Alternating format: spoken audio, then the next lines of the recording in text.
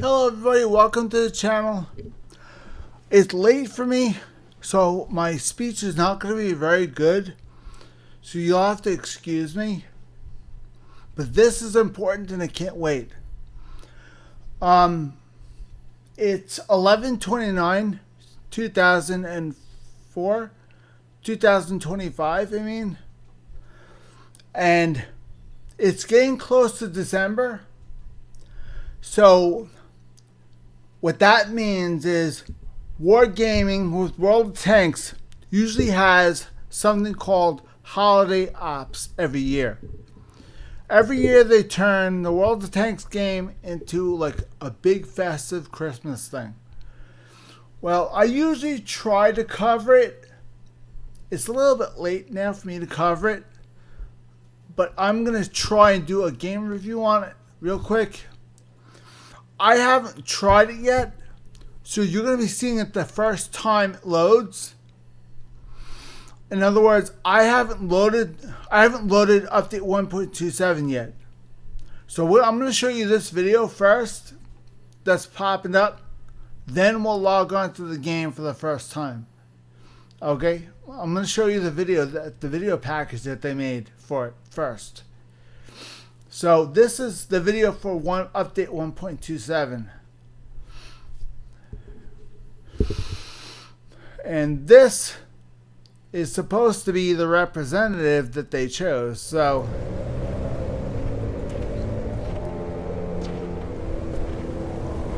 that's close enough. Throw over the bag.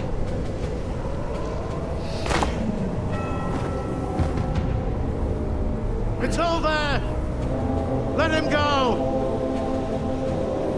Santa, it's a trap! I'm so sorry. I thought you were going to go the other way. Hey! Up there! Let's go again, and can we send the stunt double for this next one? Can we have the stunt double over as soon as possible, please? Do you think it's going to leave a bruise here, bro? Santa just got banged in the eye. The elf wants to bang the elf. Stunt double on set, stunt double on set. Okay, where's my mark? Just over there. Wait, what? What? You can't be Santa's stunt double. Why not? You don't think people will wonder why Santa keeps turning into a ripped Jason Statham? Nah. They won't give a monkeys about that. They just want to see action. Right, who's getting a slack? Well, I don't think we would necessarily do that. 2. What is this? Ballroom dancing? We're gonna need at least 6. And with proper weapons. One has a pickaxe, the other a flamethrower. And I'm gonna need a spoon. A spoon? Yeah, a spoon to take out the lights. Spoon, please. We front kick, pickaxe fella, through the window. Backflip towards Goldie over here. Uppercut, shattering his teeth. Finish him off with a right hand to crush his sternum. Then we sneak up behind old flamethrower man here. We put him to sleep. Then, explosion 1, Meg. Copy. Who's Meg? Fire in the hole! We smash another 3 or 4 heads together.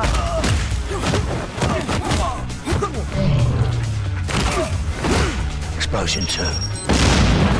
Then, as they're distracted by the tank. I'm sorry, a tank. It's a Christmas movie.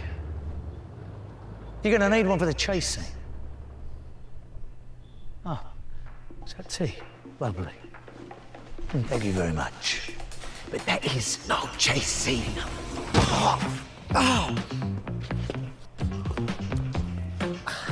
Jason? I'm so sure about that. Look, these are all great ideas. Thank you. But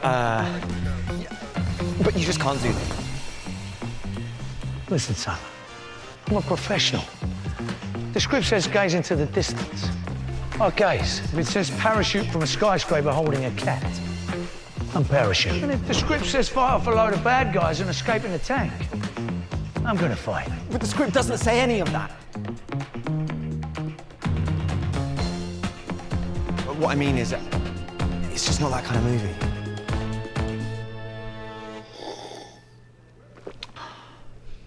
Well, it is now. What's now on that barrel?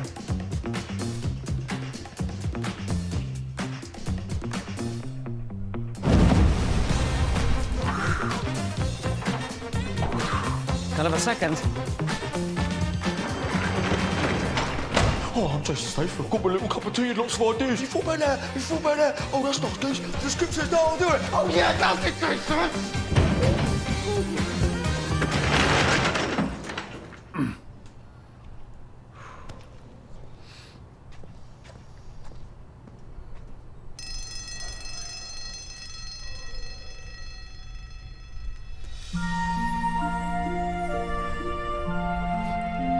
May I add that they make the very best packages for their guests.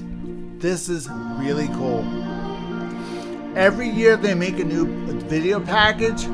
This one has to be my all-time favorite.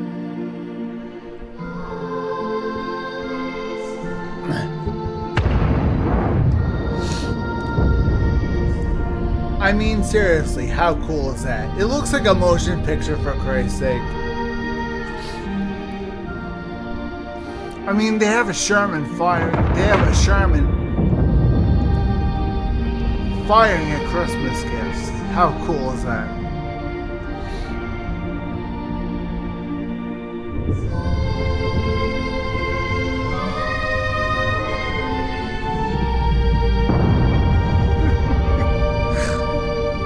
Oh, this is classic. I love it.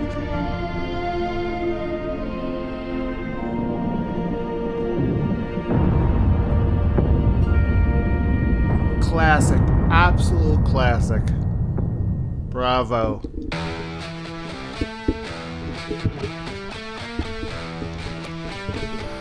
Bravo, Wargaming. I love it. This is the best one yet.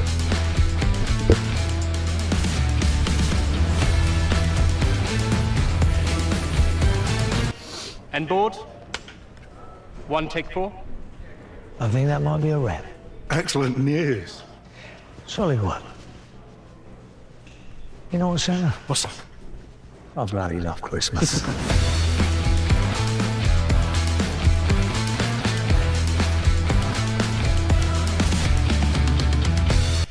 Okay, guys, now that you've seen who it is, let's see what it actually looks like.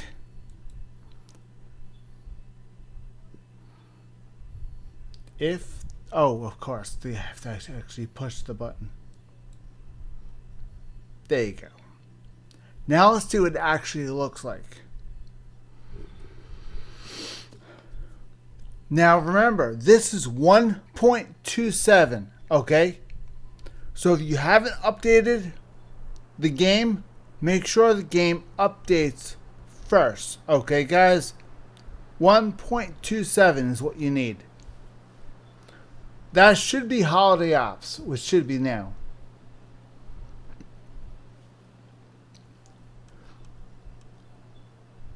Okay, looks like the servers are temporarily down. We're not going to spend a lot of time on this. We're just going to show you guys around the basic area and show you guys what we're doing this year and what's going on. So, I'm not too worried about it.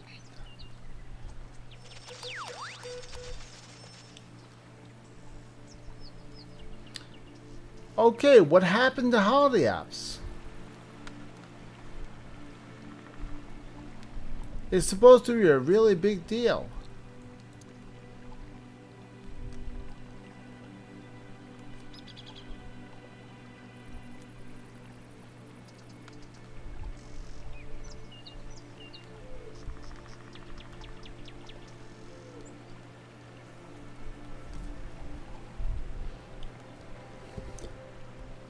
December 6th to January 13th, which means we have to wait till January 6th. Okay, guys? January 6th, I will make a Holiday Ops video for this. I'll make a game review video for this. Okay, guys? This is going to be a very big deal. January 6th through January 13th, December 6th to January 13th is going to be Holiday Ops 2025. Okay, guys? So if you're really into World of Tanks, you're going to want to be involved in this every single day. Because this is going to be a lot of fun. Like it is every year, it's a lot of fun. This year is going to be a lot of fun. Because, I mean, he's a really big action movie actor. So, well, so is Chuck Norris. And, of course, so is Arnold Schwarzenegger, too. So they're all into that, they're all into that action movie stuff. So it's going to be really good like it usually is. Although Mila Jovovich did Resident Evil. So, I mean, she's really into action movies. So that was really good call on that part. Mila Jovovich was really good in Resident Evil. And of course, Arnold Schwarzenegger is absolutely amazing because he owns a Sherman tank in real life. He owns a tank. Yes, he does. He has a tank in his garage. He doesn't drive it, but he owns a Sherman tank. I'm dead serious. He owns his own tank. So, and there's that too. That is definitely is the truth. That's another reason why they invited him, is because he owned his own tank. But we will definitely cover that when it comes out in January 6th. Okay, guys? I will make another video on January 6th of 2024. Oh, Jesus, hold on. I popped this back up. I'll make another video on January 6, 2024 of the holiday ops kickstarting, and I'll show you guys around the garage for a new person. Okay, guys? I'll get a little farther and then do a video of what it looks like when it's pretty much halfway done. And when I'm fully done, I will show you guys again what it looks like. If you guys want me to show you guys the transition, I will do that. I will show you guys what I start out with and what I'm ending with. Okay, guys? I'll show you what I got, how I got it, and what other stuff they have, what stuff you can add, stuff you can look at, decorate, stuff like that, and what the decorations look like, what you could put up, what you can't put up. I will show you what commanders they offer you, if they even do offer you commanders. Usually they throw in snow angels. Well, they used to call them snow angels. I don't know if they call it what they call them anymore, but they usually toss in female crew members. The first year they made, when Chuck Norris was the very first guest, and they called them the Snow Angels. They're female crew members. That's what they used to call them. I don't know what they call them now, because they don't name them anymore. When Chuck Norris first did his, they called them Snow Angels, but now they don't have names for them. So I'm just gonna call them what they used to call them. Chuck Norris was the very first year they did holiday ops. And when he did the holiday ops, everybody went nuts. So, I mean, everybody loved it. So, it gets the monotony of this and turns it into something fun. You know, something that takes your mind off of the daily grind that is World of Tanks. Because this game gets a little bit out of control. Especially the fact you have a lot of tanks in your garage, you have to grind every single one of them. So, instead of grinding every single tank and doing normal stuff, you can concentrate on fun things. For example, you can concentrate on using a lesser known tank that you never usually play because it sucks, and then play that during holiday apps just because. Not because it's really good, but because you enjoy the tank for the hell of it. For example, this one. Everybody hates this tank. I don't know why I like it. Honestly, it sucks. I can't stand it. People can't stand this tank. I like it. It's fun. I mean, it's a snowplow on the front of it. Why not? The snowplow is not armor. You would think that maybe you might be able to deflect the bullets off of it. The bullets go right through it. And the front is not armor. It's just nothing. So, I can't show you. It's wide open. It's just, there's nothing there. So, the bullet will go right through the shovel and hit the inner workings of the tank. So, that's not good. So you have to tilt the body. So when the bullet hits it head on, it doesn't hit it head on and go right through the shovel into the tank. It'll hit it. If you tilt the tank and not head on, the bullet will deflect the shot. The shovel will deflect the shot. It's not armor, but you might be able to deflect the shot if you tilt the tank. Anything that's not armor but is flat like this, you can deflect a shot, ricochet a shot. Okay, guys? It's not armor, but you can ricochet a shot. So what you do is, if the bullet's coming at you from this direction, okay, guys? And you have the tank like this, it's going to go right into it and right through. If there's no armor here, and you're like this, you hit it, it's going to ricochet this way. It's going to go peek. That's not armor. That cannot withstand a hit. But if you ricochet it, you cause a ricochet. It's not armor, but you could use it like armor. Remember, this game is all about placement and where they're going to shoot. Of course, everybody knows when they see this tank, that's not armor. They go right into it. They use AP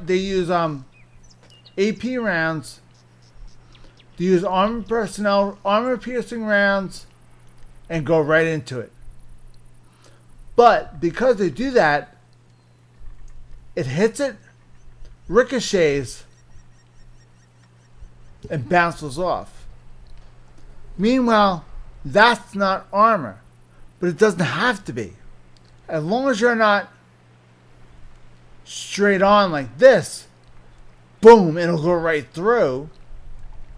As long as you're tilted, hit, ricochet.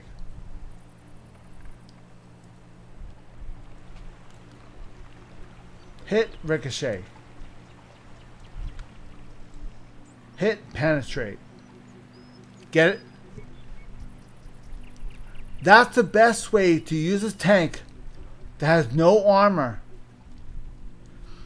that has something weird on it that's not armor. This is not armor, but you could use this. This can be used to ricochet a shot, as long as the tank is angled at just the right angle. Okay, guys? If you spot somebody and they're over here somewhere, immediately turn to face that person. Turn to face that person. They're gonna fire. Turn to face and then go a little bit off. So when they come at it, they're gonna hit it a little. They're not gonna hit it dead on from here. They're over here, so they're gonna hit it from over here. It's going to go pink. It's going to go it's not armor. But because you angled the armor, the shot ricocheted. Which is basically what you want to try and do if a tank has no armor in one place. This tank has 0 armor in the front. Nothing. This tank, you have to go hull down. Hull down means you have to have something in front of you that's covering the shovel. That's like a wall or an impenetrable wall, rocks, something. Anything you could think of that will block the shovel. Okay, guys? The shovel part is absolutely 0 armor. You can use that to ricochet, but you can't do anything else with it. Okay, guys? That's a little lesson on armor. Not everything on your tank is considered armor. Okay, guys? There are weak spots on your tank that people do take advantage of. For example, when you are driving this tank, how do you drive a tank? Well, tanks usually have gunners and drivers usually have something called slots. Usually. Germans had something called periscopes, where they take a mirror and mount it to a hole up to a periscope, and they put a mirror and tilt that mirror so you'd see out the front. That's very smart. Now let me show you a tank that's not smart. Let's see. Perfect example. Okay. There's a perfect example of how not to build a tank.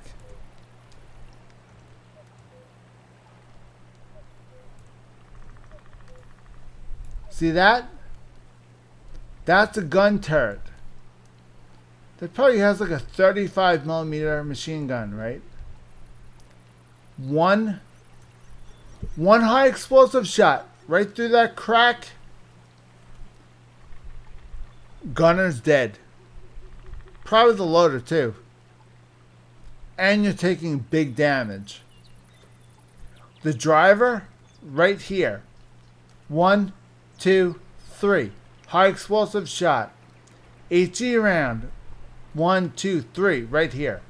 Here and here. All weak spots. Okay, guys? Now you have to look around the tank very carefully.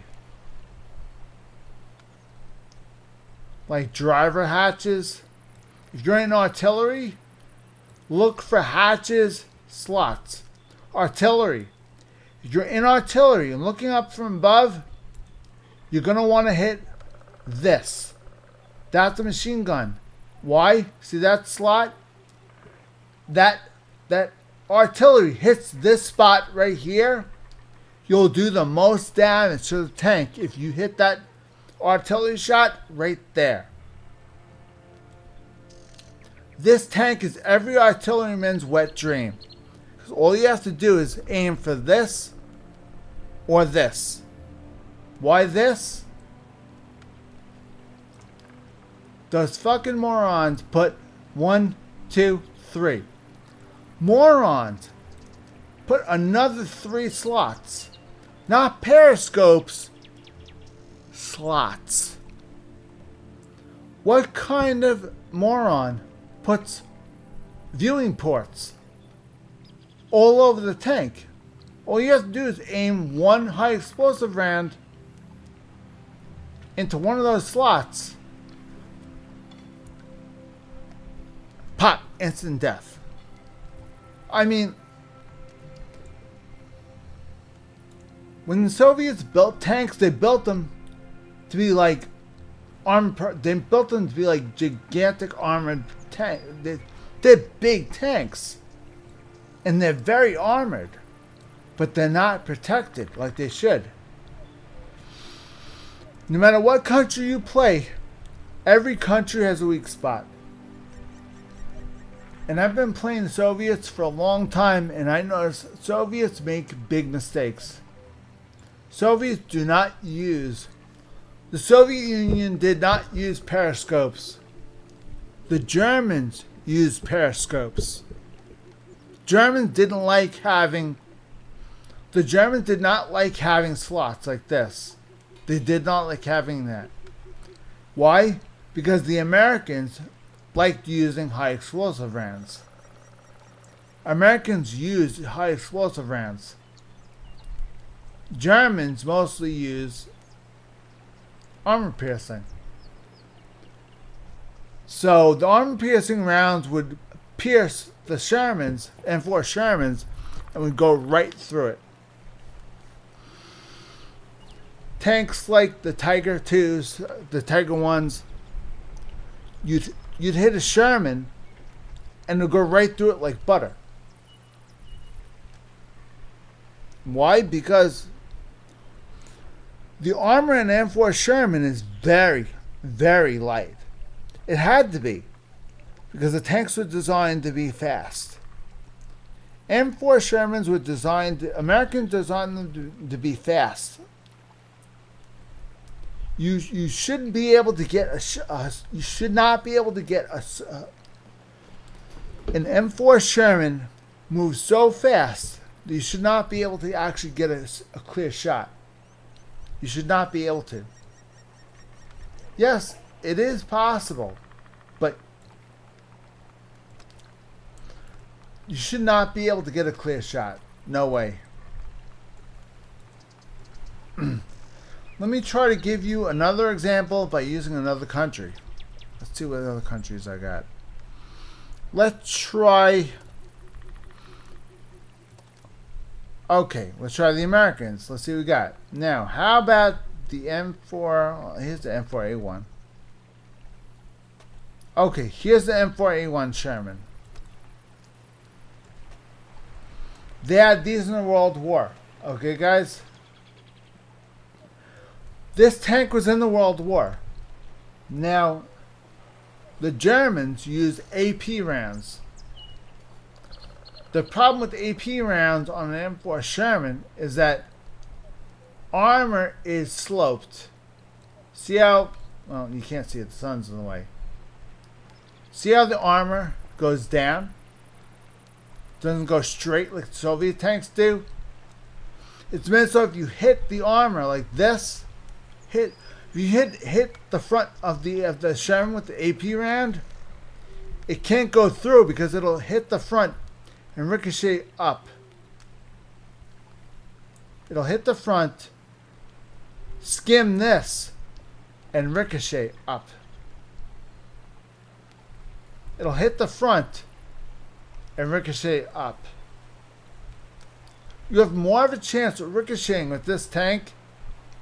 It has paper-thin armor, but it's very easy to ricochet a shot off of this tank. The only weak spots are, again, the viewports. Why? 1, 2. Very large viewports. Just like... Actually... By the look of it, this is the M4A1. The original M4 Sherman did not have periscopes.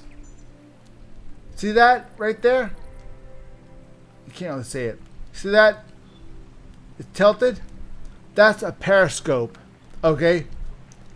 They're looking in, and they can see in front of them very easily without having to look at a port. This is a safe way of not having a hole. Now, if somebody shoots a shot into that, they'll shoot the periscope, but they will not kill the crew. The crew is down here, looking up into the periscope. They'll break the periscope. but they'll still have another. They'll still have another one over here. So I'm guessing one is the. Well, let me see. I'm guessing one is for the gunner. And yeah, this is probably for the gunner. The loader is probably. Yep, see this right here? This is the driver. This is the commander. See this right there? That's the gunner. 3 periscopes. 1, 2, 3. See this one back here? This is the loader. Loader doesn't need a periscope, but he has one just in case. The loader's periscope is to be used only in a dire emergency. And of course they have a backup one up here just in case. My guess this is probably for the second loader. They only have... No, one of them is for the radio operator. I didn't know they had a separate radio operator. Okay, so that means the radio operator must be up here. One must be for the gunner, and one must be for the radio operator. Because the loader really doesn't need a periscope, so... It's 5, right? So that's 1, 2, 3, 4. So that would be commander, driver, gunner, and radio man. Okay, guys? 4 periscopes.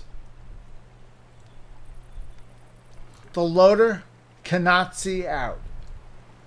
Meanwhile, you shoot one shot into this, you'll blind them, but not hurt them. Why? Because they're not slots. Tanks are made to withstand shots. These tanks were not thick. The armor was not thick in them. So a shot can very easily just be penetrated. This tank can very easily be penetrated. Where? On the sides. Now if you're firing at this from the side, directly from this side, it's going to hit this right through. Now if it goes right through, the side here, these guys are up in the turret. So if it goes right through, you're going to probably hit here, you're going to probably hit the ammunition storage. They frequently, some tanks store extra ammunition on the sides, but they usually put heavy armor on the sides. I'm not sure about the Shermans. Some have ammo storage underneath the tank, like the Russians did. The brand new Russian T-90 tanks have what's called a carousel autoloader. Now the brand new Russian T-90s, if you actually have a landmine and drive over a landmine, the entire turret will pop off and the entire tank will explode. The Ukrainians call that a turret toss, because all the ammunition for the Russian T-90 is located underneath the turret. Okay, the gunner and the loader are sitting on top of the ammunition. So if you cook the ammunition off, then the whole tank will explode and the turret will come flying off. That's called a turret toss. That's what's happening in Ukraine currently right now. the turrets they're driving over a landmine, exploding from underneath. That cooks off the armor underneath the turret. Explodes. The force of the explosion knocks the turret off and kills the whole crew inside. And the whole turret comes flying off. It is the absolute worst design I've ever seen in my entire life. The tank is absolutely useless. That's one reason why the Shermans lasted so long, because the ammunition is kept in a safe spot. Of course, nobody knew it at the time, but I think the M4 Shermans kept the armor right in front of the engine, in between the crew and the engine. There was a compartment right there. All the shells were stored right there. So if you hit the engine from up top, if artillery hit right here and then penetrated, it would cook off all the ammo, and this panel here would blow out. It had a blowout panel. The Americans developed a blowout panel, so if it cooked off all the ammunition, it wouldn't kill the crew. But this is a major weak spot. Who cares? You can't hit that part from here or here. Can you hit that weak part? You can't even hit it from this angle. Here you can't hit it. So they were not worried about the side or the rear angles. The only thing they were worried about was this. Top angle. If an artillery ever decided to hit this from above, all the ammunition in this area would cook off. It would go right through, ammunition would explode, poof, this panel would come flying off, and the whole panel would explode. The tank would not explode. The crew would have enough time to escape out of this hatch right here. This is the escape. This is the hatch where they leave the tank. A lot of the American tanks, even still today, a lot of the American tankers are smart. When they built them to save the crew first. Crew safety was always first. Other countries, they don't think about the crew. They don't care. I'll tell you, they really didn't care. The crew did not matter back in the old days. It shouldn't have been like that, but it was. Allow me to show you a real prototype, or not a prototype, but a real T-34 from the World War. This is an exact game replica of the T-34 from World War II. Now, the tank, pretty simple. As you can see, there's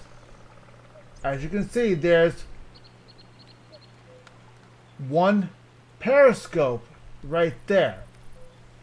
Surprisingly enough, yes, there was a periscope on this tank.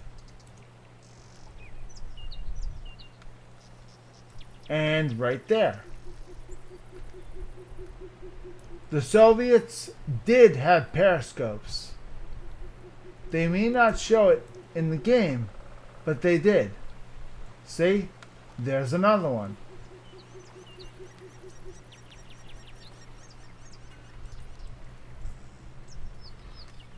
Okay, escape hatch. I think that's an escape hatch. And I think there's another one back here. And I think there's another one here. I think they have a lot of ways to escape this tank.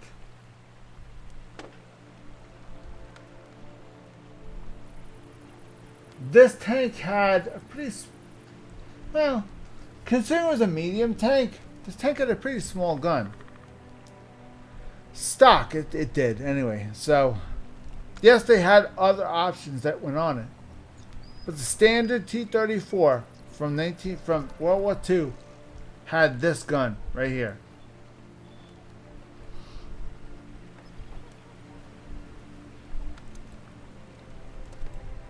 See if we can get more information on this tank. Okay, it had 76 millimeter gun.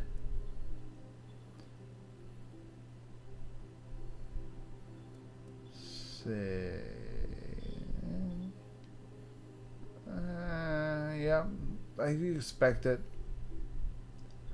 Now the engine weighed 750 kilograms.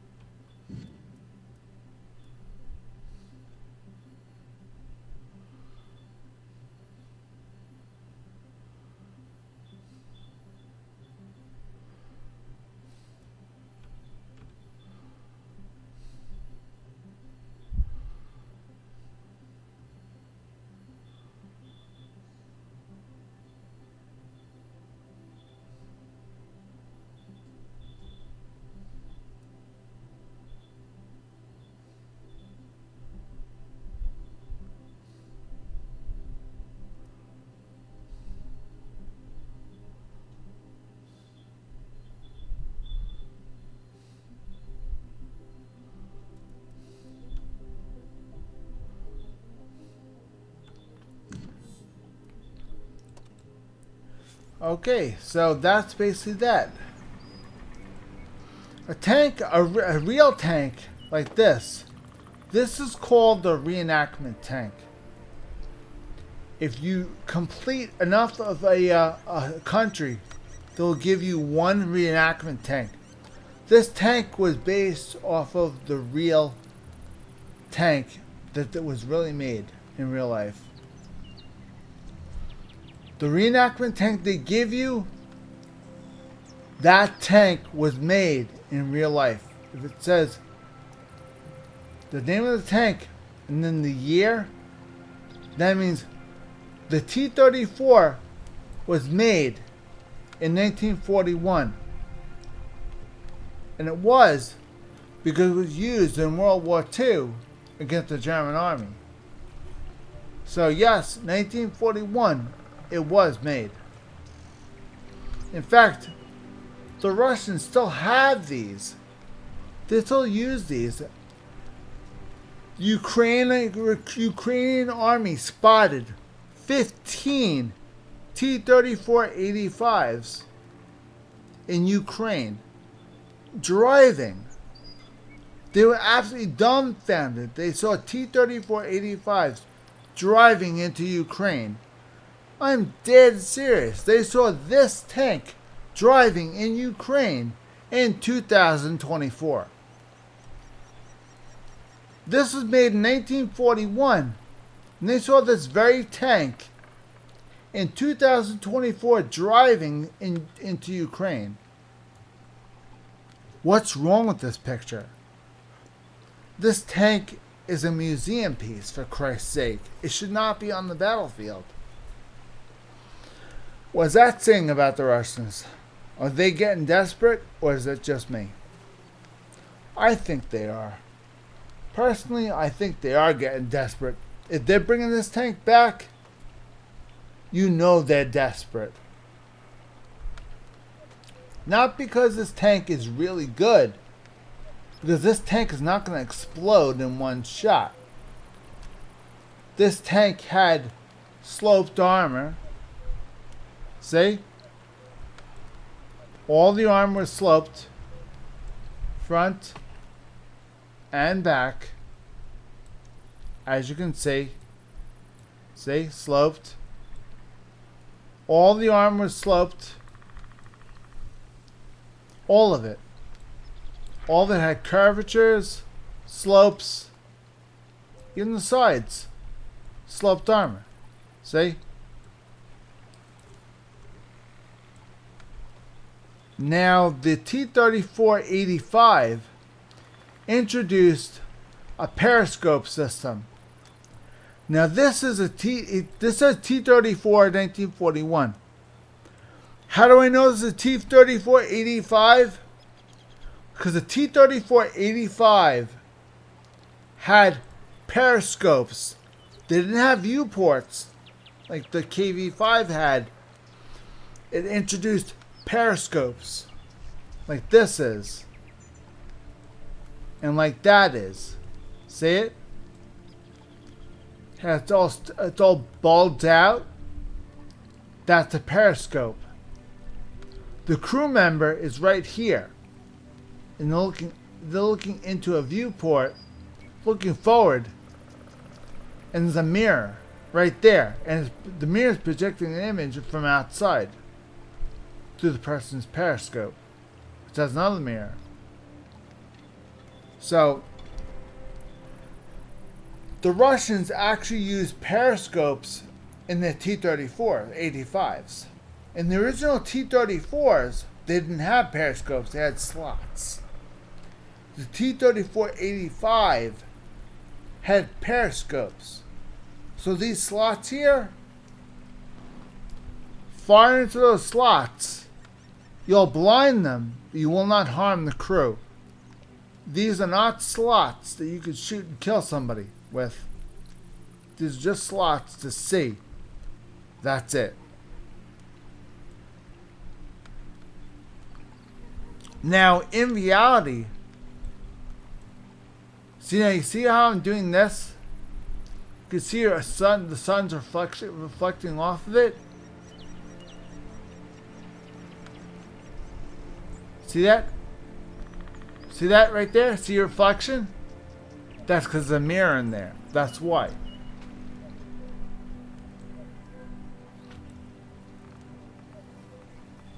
Now let's pick an older tank. Let's see what tanks I have that are really old that I still have in my garage. How about, I don't think I have a KV. No, I don't have a KV.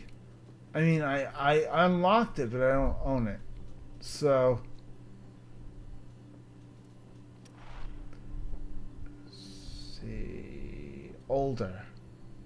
T127 I think is old. Hopefully that has a port.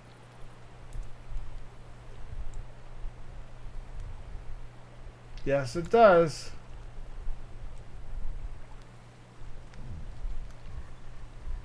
No, it don't. There's a periscope too. I don't think so. I still don't think it is. It looks like a port. Maybe not. I don't know. All I know is the KV-5.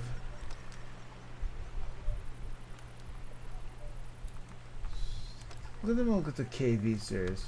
The KV series has ports. The KV series does not have periscopes. The KV tanks all have ports. The KV series tanks are beasts. Armored beasts. They use the same chassis for every tank. KV-1, KV-2, KV-3, and KV-4. All of them use the original KV chassis. What made them different is the turret. KV-1 Let me show you. For example, the original KV tank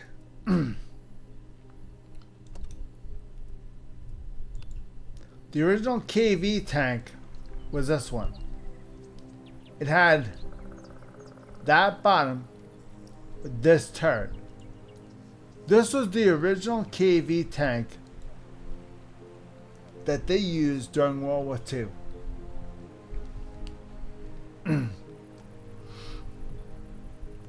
See, so combat 1939, the Mannheim Line tank was mass produced from March to August 1942. A total of 2,769 vehicles were manufactured. That sort of end of World War I, they started making these. And they held on to them. They kept producing them until the start of World War II. By the time World War II hit, they had all these KV-1s and they wanted to upgrade them. So they made the KV-2.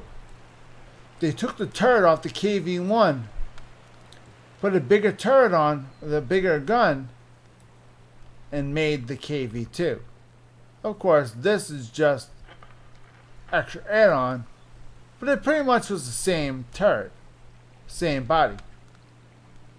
This 3D style is not stock, just to let you know. This is a really bad example. Now, KV-1S.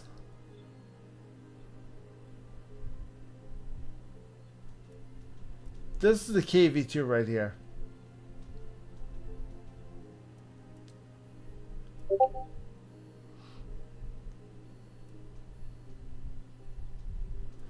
This is the KV-3.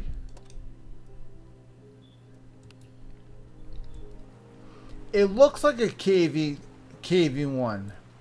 This has the KV-1 again, the KV-1 chassis.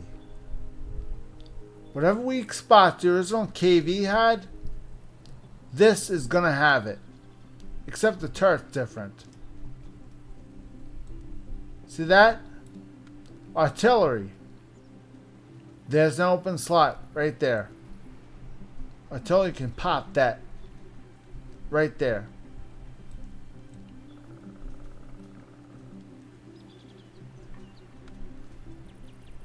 Again, periscope right there.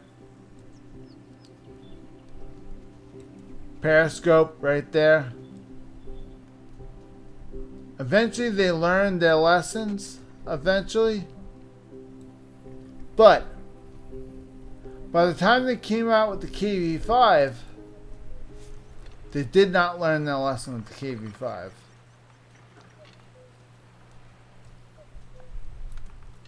Now I can tell you what tank actually was better. This tank, the IS, much better tank. This is called the IS. Looks an awful lot like a KV, doesn't it? It does. Let me show you what's different. This is the KV chassis. These are external fuel tanks. One high explosive round will pop these open, explode. These are external fuel tanks. Instead of the fuel being stored inside the tank, so you pen the tank armor, fuel explodes, blows the tank up.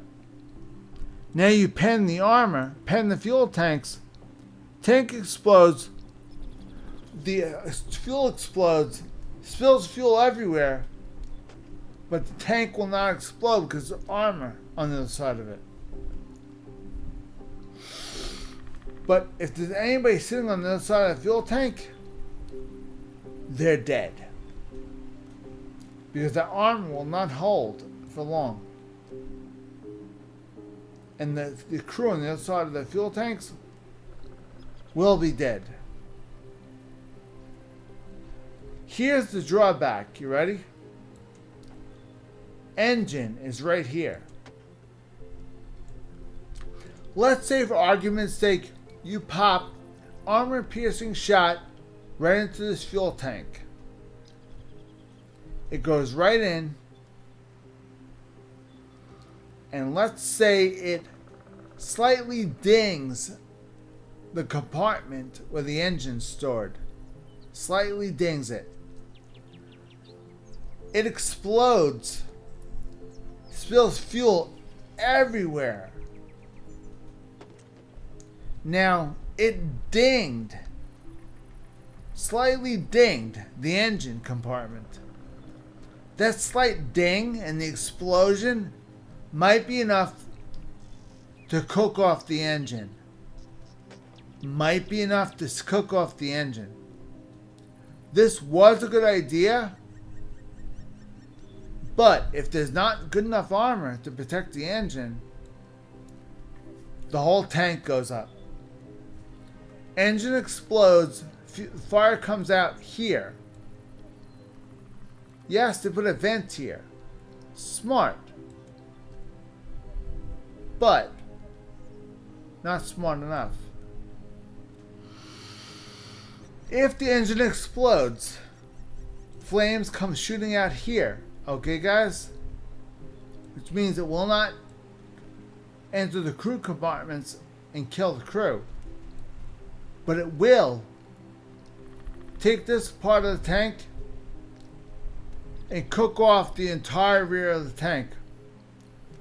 Which means the crew has to exit. Only place to get out is here.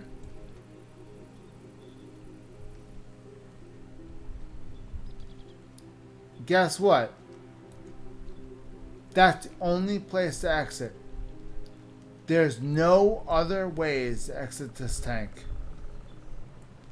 Turret or nothing. The whole rear of the tank explodes. And guess what? The entire crew is burned alive in that tank. They're never gonna get out. Only the gunner and the loader will get out alive. All the rest of them will be dead, I guarantee you. They'll never get out of that tank in time. As long as the firewalls can hold the flames in time, they'll be able to exit. I mean, hopefully they can get out in time. I highly doubt it. So, again, when IS came out, more safety was involved. But still, not enough.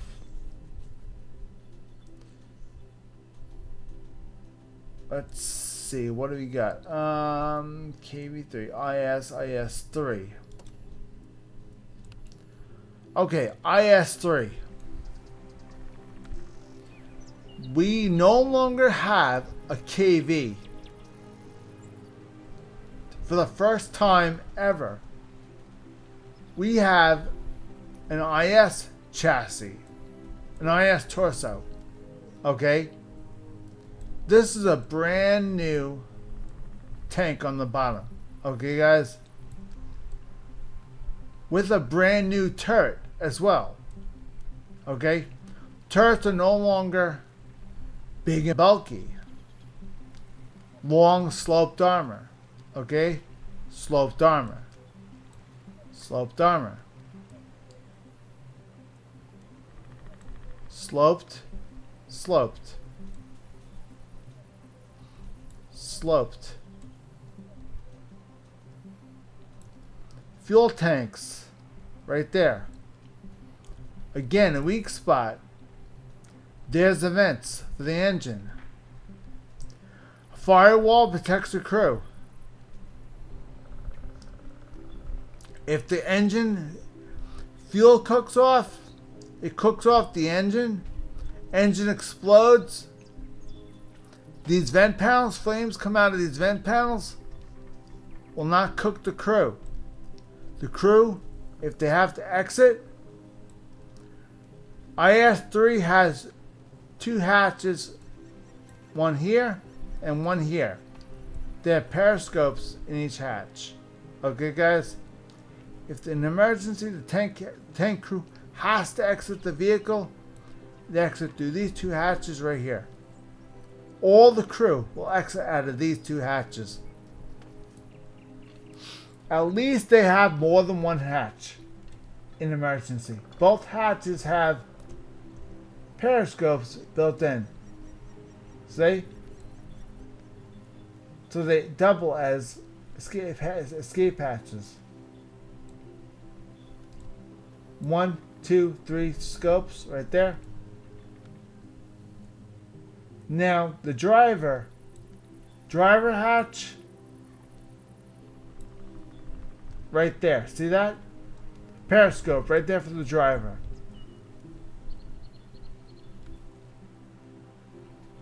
That's for the commander. That's for the gunner and the loader. And that's for the radio operator.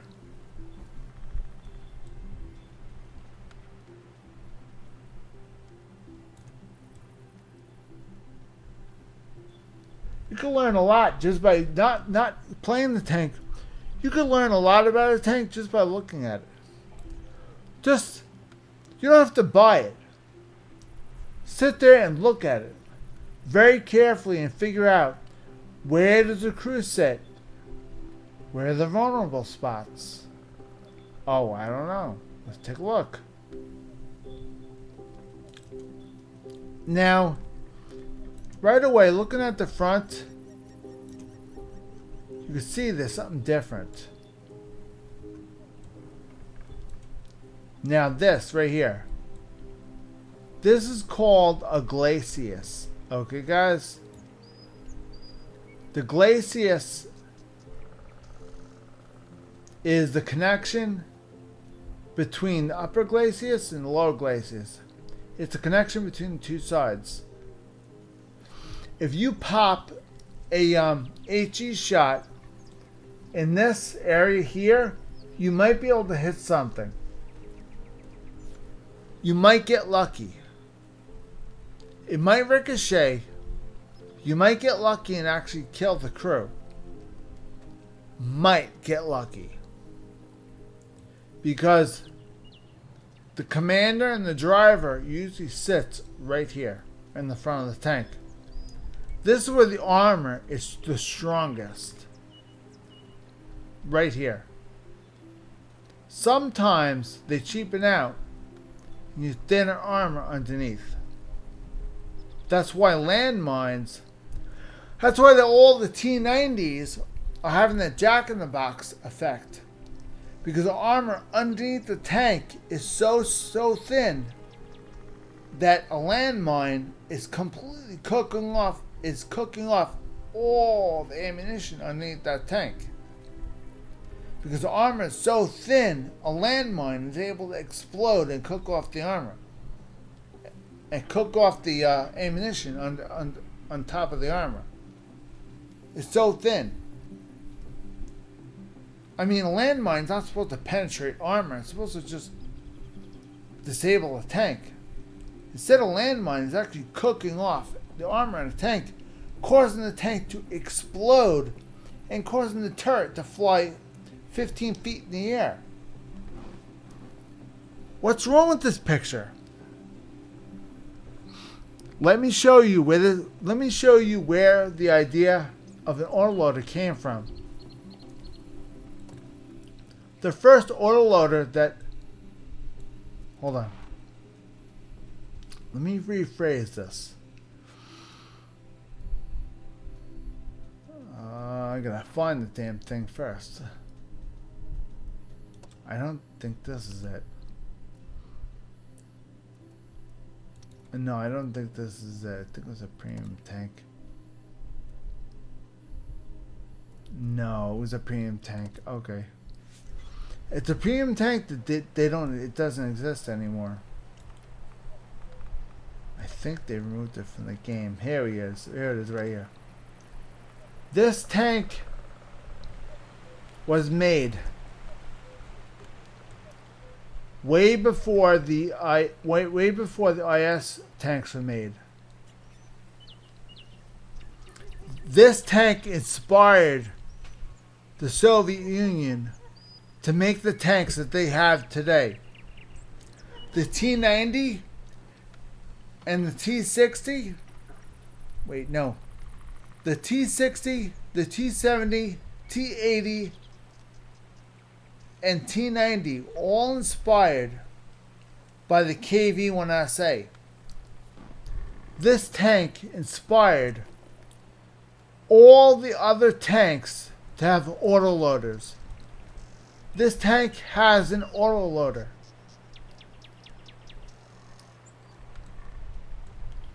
Okay, want to know where it is? Ammo for the autoloader is stored right here. The Soviets were smart. They put the ammo behind the doors right here, right? The big armored doors. God forbid the ammo cooks off. These doors fly right out, and the fire comes out the back. They figured, okay, they shoot the armor, they cook the armor off, that's fine. Flames will come out this way. But there's a problem with this design. It was a great idea. But what's nearby? If the flames come out of the back, correct, right? Guys, see where this is going, right? Flames are going to exit out this way. Artillery shot comes down from here. Immediately, it cooks off the armor. Armor explodes. Okay, guys? The crew, the gunner, and the loader. The loader doesn't, well, I'm guessing they don't have a loader, do they? They do have a loader. Okay, even though it's an autoloader, well, autoloader probably, the loader probably reloads the magazine. Okay, guys, that's probably what they do. The old autoloaders had magazines. Okay, guys, they had three shots in the magazine. And they fired 2 shots. They loaded the autoloader loaded the last shot. Then the loader would start loading shots all over again. They'd use 1, use 2, then load another one, then load another one. That's the autoloader. This way having an autoloader means you do not need 2 loaders in a heavy tank. Now, previously in tanks, you had 2 loaders. Or having an autoloader in a tank, you only need 1. For example, you ready?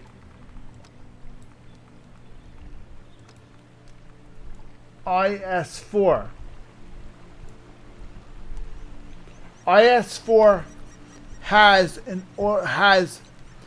the original IS-4 that was made in real life had an autoloader built in. Okay, guys. If you look, hold on, let me check. I gotta move myself. I'm in the way. I'm in the way of the shot, so I need to show you guys something.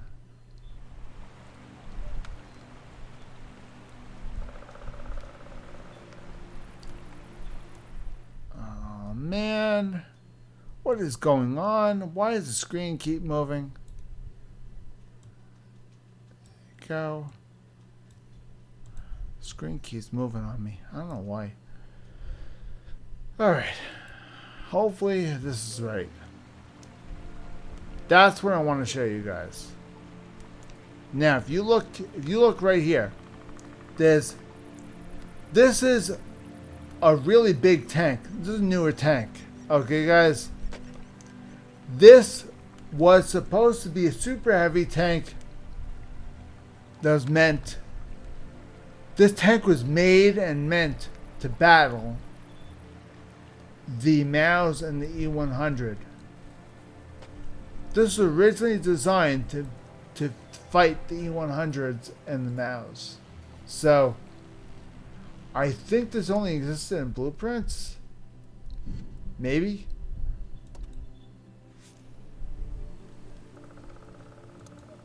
I think so.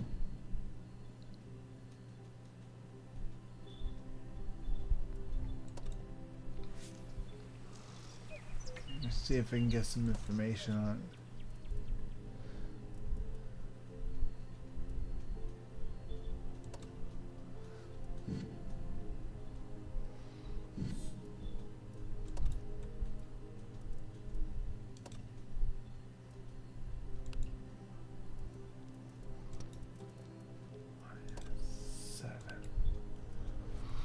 Okay, development of IS-7 started in spring of 1945. That during World War II. Prototype successfully underwent trials in 1946, 1947. That's after World War II. IS-7 never saw mass production. Why? Because World War II was over. That's why. It never saw mass production because there was no need to have it. They had no wars going on in 1947. So why make a tank? Why create a tank if it's not needed? So, it does make sense. It really does. Let's take a look at the IS-4. Project was developed. Time Bureau of the Kiev plant. I think the Kiev plant was in Ukraine. I think. Kirov? I think the Kirov plant was in Ukraine, I think. 2 prototypes.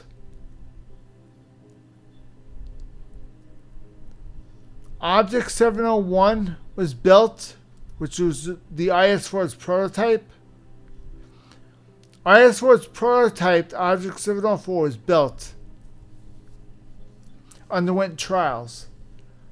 Object 701, number 5, was recommended in early adoption into service. However, the production was called off in favor of the IS-3, just entering mass production. After the IS-3 production was suspended in 1946, production of the IS-4 began, continuing until 1949, after World War II. Oh, Jesus. Really? There you go. A total of 25 IS-4M tanks were built, M for mobility, which means that the IS-4 did not have a big enough engine. So they had to make an IS-4M to make it lighter. Which means it had less armor and a bigger engine. A total of 25 IS-4M tanks were built. 258 vehicles were built in total. They're stationed in the Far East. Okay, so the IS-4 was really made, and they were stationed in the Far East, like in Siberia and stuff like that. They probably kept them stored near Siberia, IS-4s. So the IS-7 did not exist. It was canceled. IS-4 was built, manufactured 238 were made, and they're positioned in the Far East. Probably never used. They could still be there to this day. But who the hell knows where they are? If they're in Siberia somewhere, they'll never find them. I'm telling you. If they're in Siberia, they'll never find them. I'm telling you right now. So,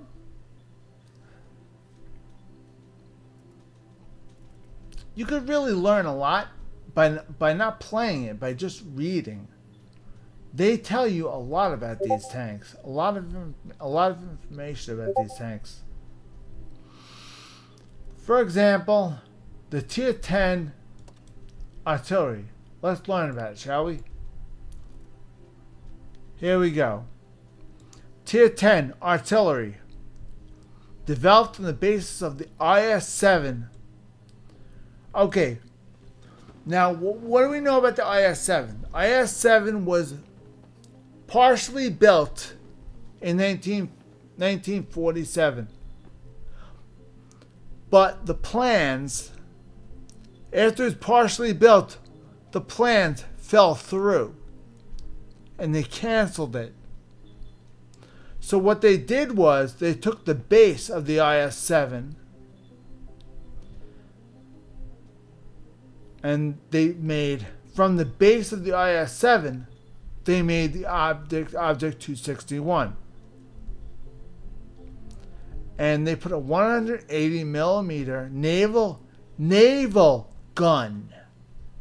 The same gun they put on battleships, they put on a tank. Okay, guys? However, the project was discontinued. Okay, so this tank... Okay, let me explain.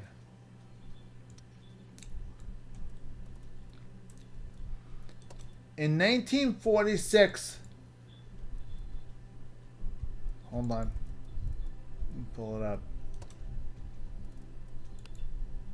In 1946, the IS-7 was developed, and the bottom was made. Okay, guys? The IS-7 was developed. This tank was developed. Okay, guys? They started making the bottom for the tank, which is that's right here. The turret, they did not manufacture. Only the bottom was manufactured. So what they did was, they took the bottom to an IS-7 and they strapped this on top with the 180 millimeter naval gun off the battleship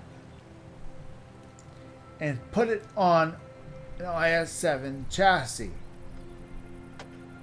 And they put the shovels on the back, add weight, counterweight. Because the gun is so heavy, tank's front heavy. So in reality, you put the gun all the way down, front is so heavy, the tank will tip. So they had to put the shovels on the back as counterweight. That's a counterweight right there. So what they did was, they hydraulically had these go down, right? And dig into the ground. And then had the tank gun go straight, had the tank gun go straight up or straight down. If the tank had to move, they put those up right like this. Have the gun come up, then they would move the tank. Only way this thing can move is if the tank barrel goes up. Because the center of balance is right here. When the tank barrel is down, the center of balance is right here, which means the whole tank is in danger of tipping forward. So by putting the gun up, you're shifting center of balance from here to here. So when this thing moves, when this thing fires, these go down and dig into the ground. And this thing goes down. Points forward. That's the way this thing works. Because they use such a big naval gun, it's very front heavy. I mean, it doesn't have a very large barrel, but look at the size of this gun. It's huge. It barely fits on the screen. It's a gigantic... This gun belongs on a battleship, for Christ's sake, not a tank. That is the bottom of an IS-7. Okay, guys? The Object 251 is this right here. This is the Object 261 right here. This and this. IS-7 is right here. IS-7 was never produced. Only thing that was made was a bottom chassis, and that's it. The turret for the IS-7 was never produced. Never used a gun. They never used that gun. Ended up using a 180 millimeter naval gun off of one of their battleships, and that's what they use as an artillery. This was Soviet Union artillery piece toward the end of World War II. Yeah, this monster is really made. I'm dead serious.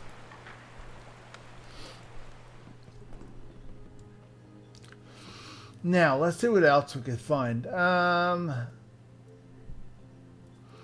anything that says object was never made. I'm telling you right now. Anything that's in this game, anything that says object was only in blueprints. Okay, guys? For example, SU-52, SU, ISU, Object 704, Object 268. This is the very last tank destroyer that they made. Developed on the basis of the IS tank.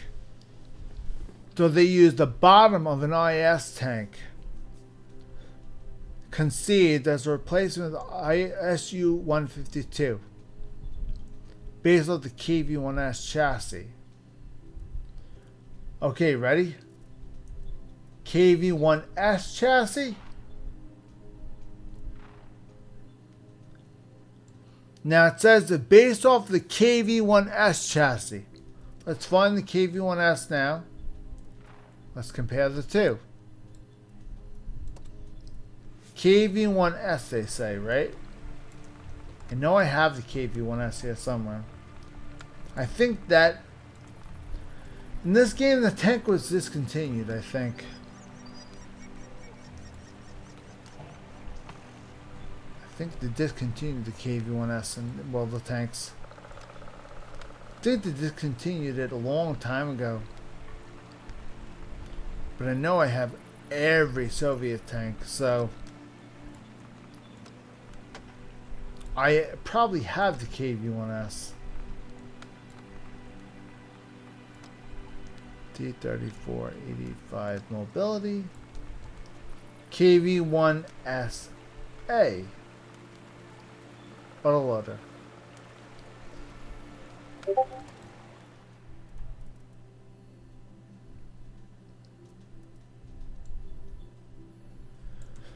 Okay, KV-1, KV-1S.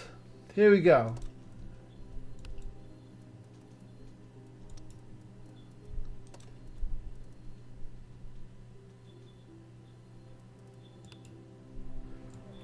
Now, to make that tank destroyer, they use this chassis. Not the turret. This chassis right here. They took this chassis and made this tank.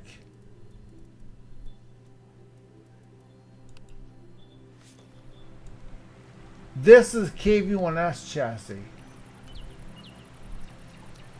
Okay?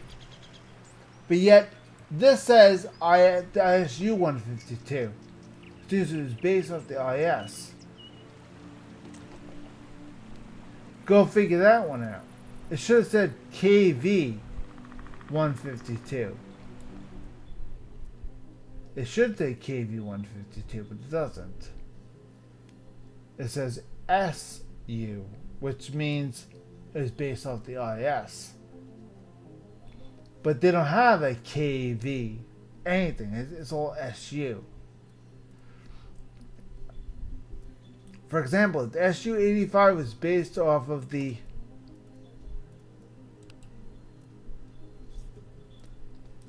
this tank, SU-85. This is based off of the T-34.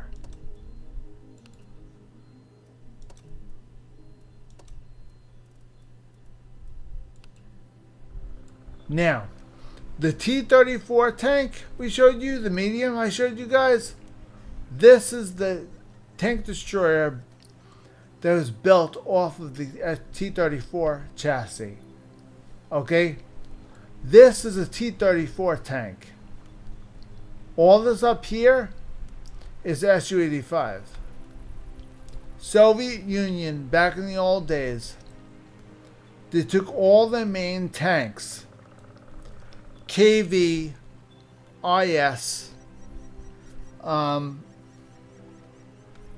the KV, the IS, the T-34, all those base models, okay, kept the bases and put new tops and turrets on them. So whatever weak spots, if you're fighting a Russian tank and it says IS-4, whatever weaknesses the original IS had, for example, if you're fighting this, right? Oh, that's a bad idea. If you're fighting an IS-3 and you want to know what weak spots it has,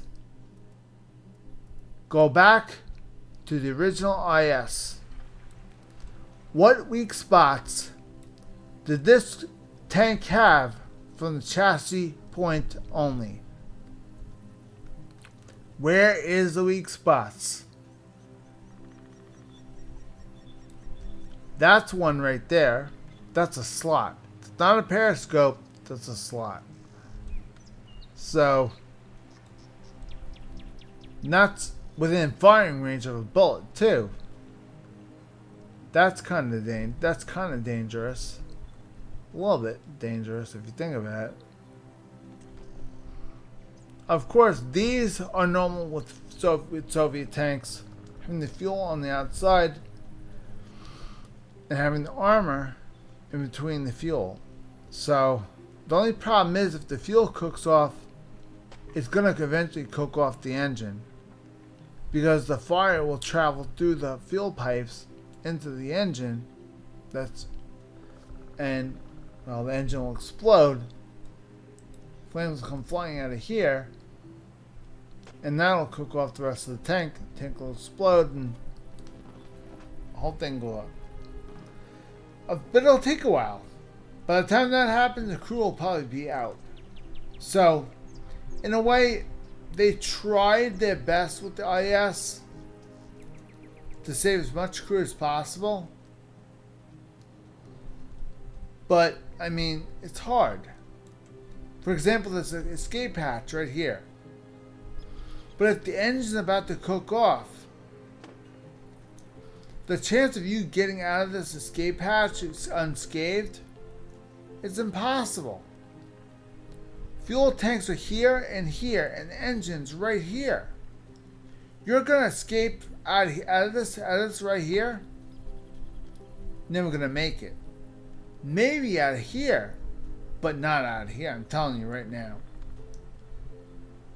This is an escape hatch right here. But there's nothing in here. The engine is right here. This is probably service ports. They can open these up and service the engine. That's what these are for. Crew does not go in here. This is what they open these two doors up, service the engine. That's what these are for. So really, if you pop 2 shots in the rear right here, you have a chance of damaging the engine. So, I mean, there's a possibility you can pop a cap right through here and damage the engine, possibly stopping this tank in its tracks.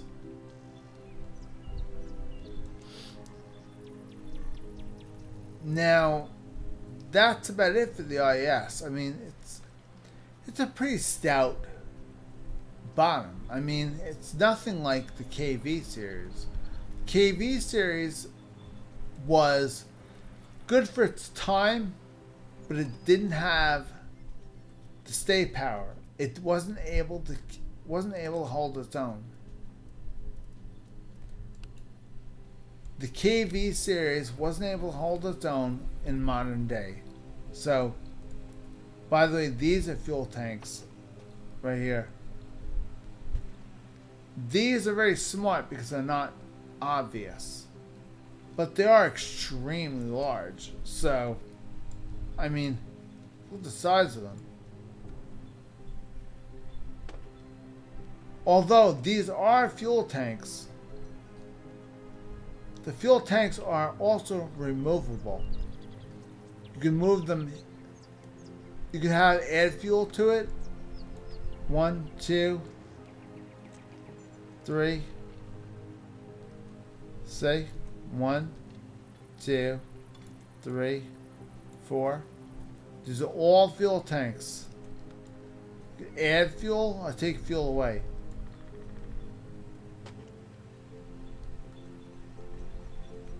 The tank was made for long trips, obviously, you can tell. And these are the ports if the engine cooks off. Crew escapes out this hatch. And the front of the tank, escape hatch is right there. 2 hatches here and here. Now, in order to get out of the tank, you need to turn the turret 90 degrees so that the crew here can escape. This crew can escape. You do not turn the turret 90 degrees, this crew cannot escape. So you need the crew cannot get out of this tank unless this turret gets moved. Now, with the IS, I believe with the IS they corrected that problem.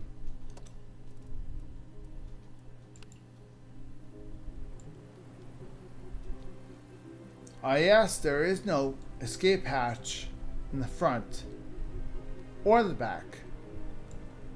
They have 2 coming out of the turret.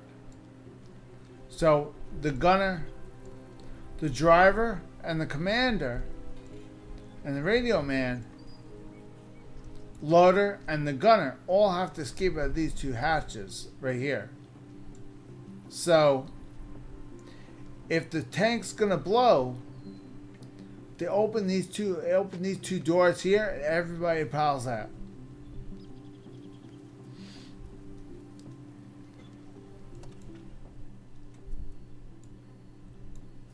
So that's basically it. I mean, it's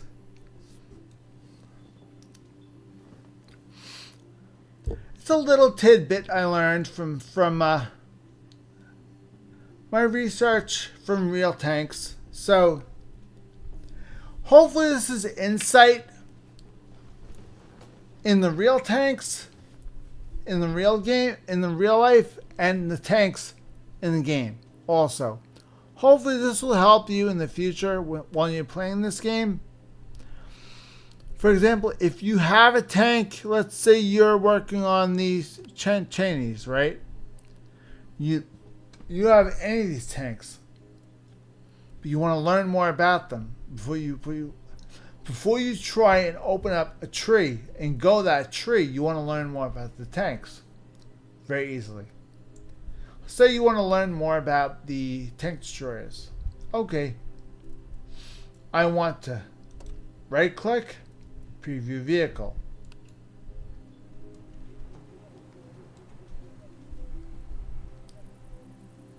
Tells you all of it right here.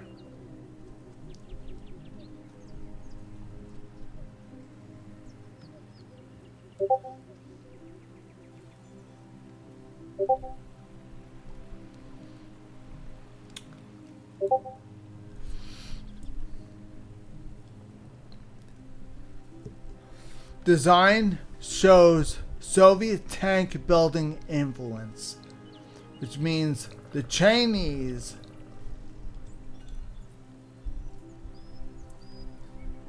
never knew how to build their own tanks. Highly influenced off of Soviet building techniques. What Soviet tank does this look like? Think really hard. I'm going to show you.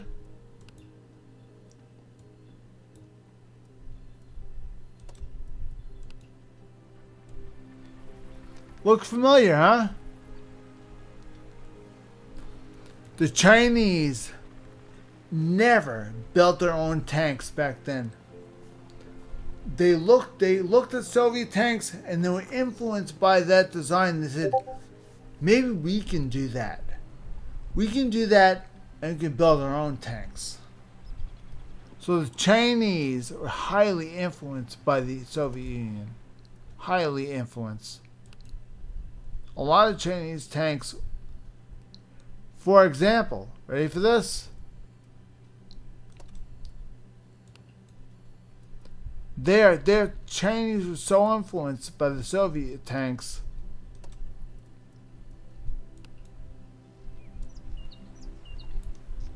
that they built their own T-34. This is a Chinese-made tank.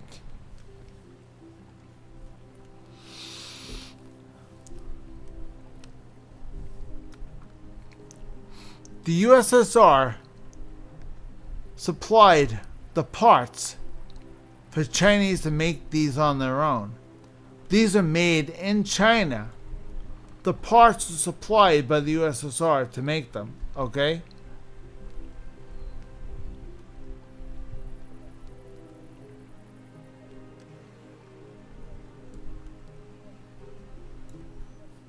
Now the Chinese eventually learned how to build tanks from receiving these from the Soviet Union. And that's where a lot of these. See now, this is gonna look awfully familiar to you. Look familiar? It should. This is an IS. This is an original IS tank.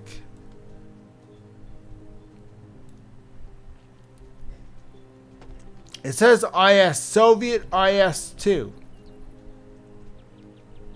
Exported to China. This is not an IS-2. This is an IS. Okay, guys?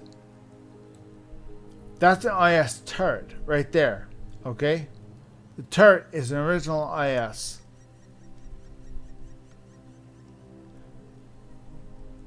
IS-2 early. IS-2 early means that this is the IS-1s. Let me show you guys. Ready? Let me show what they mean. Let me show you what they mean. Let's pull up the original IS tank. The IS tank had a lot of turrets.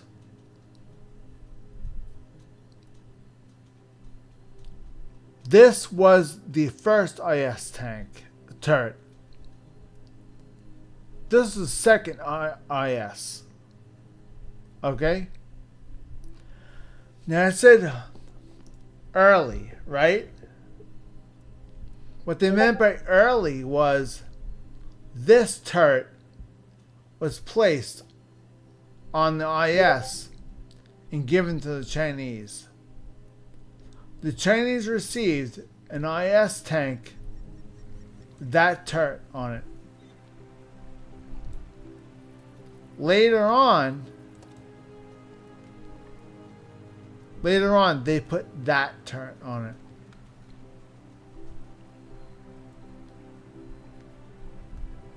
So, when the Chinese received the IS, they received the IS-22 turret. And then, Soviets upgraded the IS turret to an IS-85 turret. The turret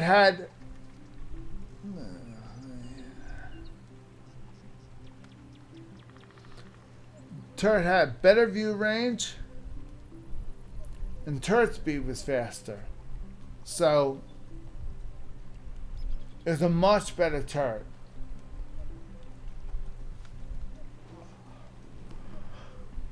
Now, if we go back to the Chinese tree, compare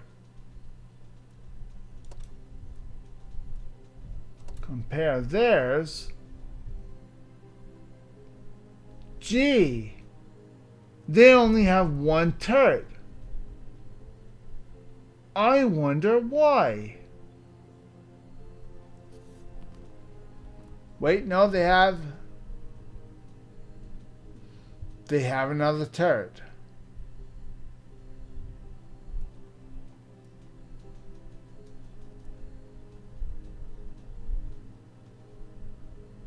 Yep, they have. This is an IS, not an IS-2. This is an IS. There's an early turret. There's a late turret. It has 3 guns.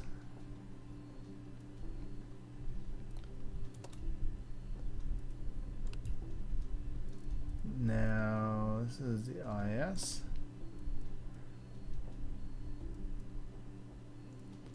Now, it has the Chinese IS-2 has only 3 guns. This has 5. This turret has 2 guns. This turret has 3.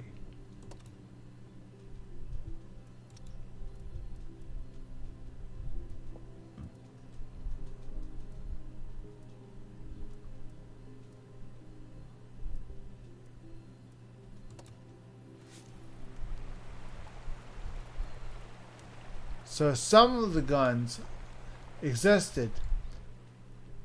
What I think happened was this is what I think. Ready?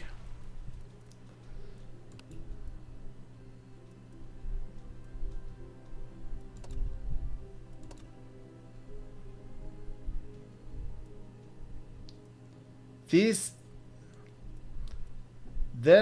was with these 2. This was with this gun here. Now, if you looked at the early turret, it had 3 guns. 1, 2, 3. And the big gun had 1, 2. The big guns out of both turrets are gone. Small guns are left. A middle gun is left as big ones. The Chinese didn't get the whole upgrade for the IS-2. They only got half. They're missing 2 guns. So, of course, they got all 3 radios, all 3 guns. They only got 2. I think the treads. I think they only had 2 treads. The original IS. Yeah, they only had 2. Which means that 2 of the radios and the engines were eventually upgraded with Chinese parts.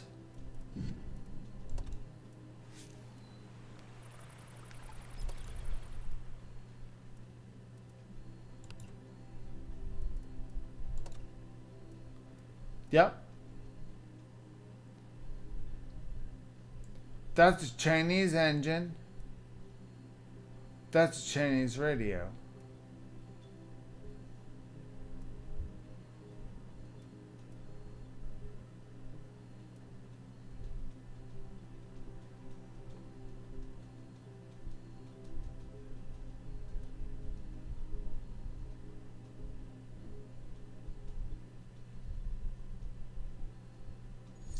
Yep. So, the Chinese were highly influenced. The Chinese were highly influenced. Very much influence on the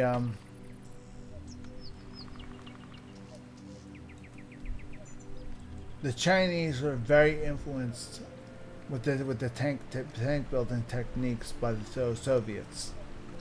A lot of the early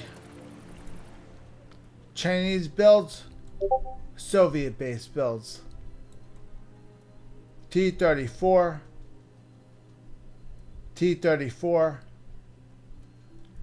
T-34. They built a T-34 tank destroyer. They built what they knew. All they knew was Soviet builds. Until they started making their own. Like, for example, the WZ. This was their own model. This was a Chinese-built model.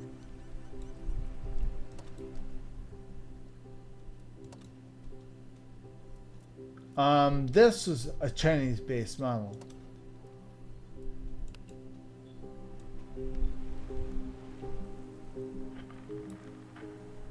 It's different. Finally, they finally start making different shit.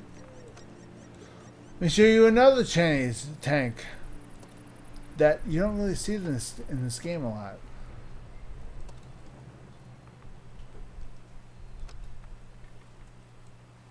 T-59. Now, in this game, originally, when this tank came out in the game messed up big time. They screwed up when they first made this tank in the game. They messed up the gun and the armor just a little bit. They made it so that the armor was in God mode when you first purchased it. And instead of, at the time, they were unable to patch it and just fix it right away. So people all over the game were buying these tanks and taking advantage of the God mode that was enabled on these tanks and just beating the living snot out of everybody. Eventually they got sick and tired of it. They had to update the game again, and they completely banned use of the tank. In fact, they gave you money. They gave you money and took the tank out of your... Took the tank out of the store first. In the same update, they took the tank out of the store and they took the tank out of your garages and gave you credits equal to the amount you paid for it. But when the tank was available for purchase again, and they fixed the tank was in your depot as saying you owned it. You once owned it. So you were able to rebuy it later on. They set it up so you were able to rebuy it later on. Even though it wasn't sold anymore, you were able to rebuy it. But the one you rebought is not the same tank. It's a patched version of it. See now, this tank here has the 3D skin on it right now. This is the original Type 59. This one, I wasn't playing for a long time.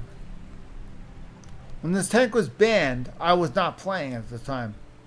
So this tank never got taken away from me. This is the original Type 59 before it got patched. I still have it. It still acts exactly the same as it should. So technically, this tank is technically still broken. Mine is anyway, because I never played the game during the patch they banned it. By the time it came back, they had long since forgotten about that tank, and they sort of like put it on the back burner. And I heard about that, and I decided to never use it. I just kept it in my garage, never used it. It wasn't until they made the Type 59G, that's when I brought this back out from the grave and started using it again. Because the Type 59G, which means that they upgraded, remade the Type 59,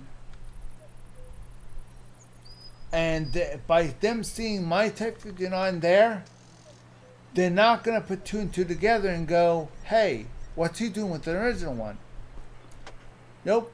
They made a Type 59. Yes, it's gold. It's not an original Type 59, but who cares? They ain't going to know. This is like 4 or 5 years later. They ain't going to realize it. One person has a Type 59? Please. Eventually, they were able to resell and repurchase all the tanks eventually, but when they did, the tanks were different. See, mine was never patched. Mine was never changed. I never sold mine. I still have the original Type 59. I never sold it. So this tank is original. This tank is still broken. I don't play it like it's broken though. All the stuff that the reason why they banned this tank is because of the way it acts. It makes it impossible to kill. I don't play it like that. I purposely don't play it like that because I'm afraid they're gonna somehow take my tank away and replace it with the new one, and I don't want them to do that. So I use this when I have really important clan wars, and I take this one in the battle, and I play it like it's supposed to be played. Nobody in clan wars is gonna give a flying crap. People in regular games will. So this tank only comes out if I'm playing regular games, but I'm playing conservatively. If I'm playing all out, I'm playing Clan Wars. So I still, even to this day, have to be very careful with this tank. Because this is still the broken one. This is the unchanged broken one from way back in the old days. they never took it away from me. They never took it away, and they do not have the ability to patch tanks and change them unless they take it away from you and make you repurchase it. This one was never taken away from me. I had this. This sat in my garage and I never used it.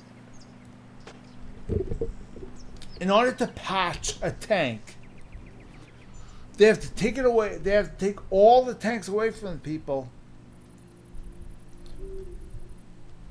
In this game, in order to fix a tank, they have to take it away from you and then give you another tank that's the same tank but it's different. And of course they give you extras with it and say blah blah blah. Oh look, we gave you the same tank back. We gave you this on top of it. We gave you this and this on top of it. See, you got the same tank back, we gave you extras. People go, wow, this is great, thanks. That's what they did with the Type 59. They gave you a Type 59. If you traded in your original Type 59, they eventually gave you a Type 59G, which is a gold version. It's 100% gold. Anyone that traded in their Type 59 when they asked them to, received a Type 59G.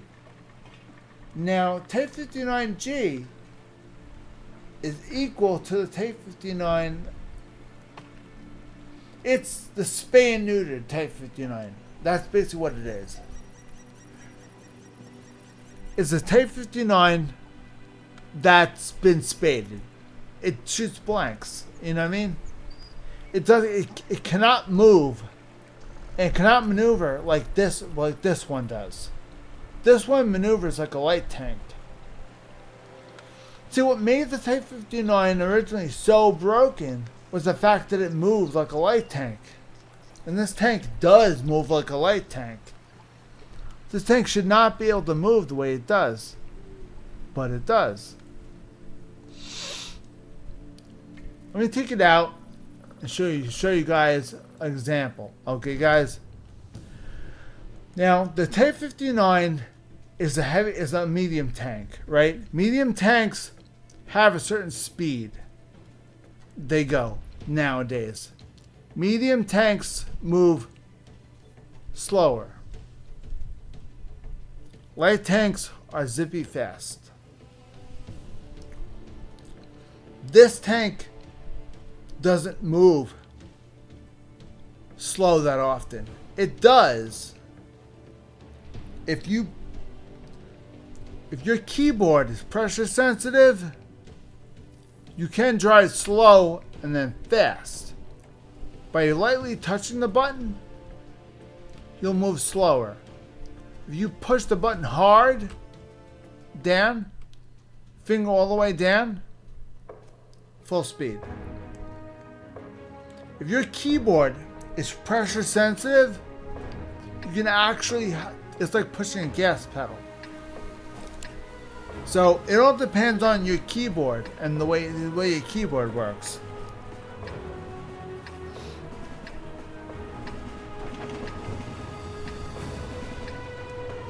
Now, if your keyboard is not pressure sensitive, then you won't. If your keyboard's like a clicky keyboard, you don't have an old school keyboard, you can't do it like this. Let me show you guys. Okay, this is the tank running slow. This is the way the Type 59 runs. This is the way the Type 59G runs. Okay, guys? This is the way the Type 59 used to run. I'm going uphill. This is the way the Type 59 used to run. This is not the speed a medium is supposed to run. A medium is supposed to go to, like, almost the speed of a heavy. It just went fast up the hill. What's wrong with this picture? This tank is broken. This is the original Type 59 that came out. This is the one that got banned. It was never fixed because I didn't trade one in. I basically told them to go F themselves and I'm not trading it in. So I decided to not use it and just pretend I traded it in. So that was before they had the trading. They asked you to sell the tank and they would give you a replacement later on, which is Type 59G, which I flat out received and told them to go F off, and well, the rest is history.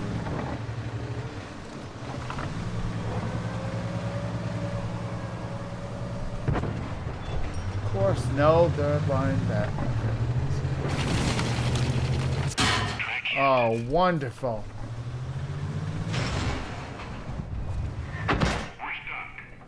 Oh, wonderful. Now I'm stuck.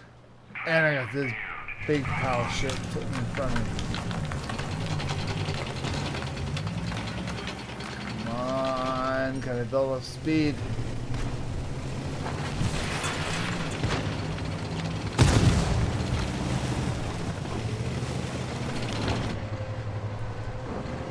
Come on, baby. Gotta build up speed.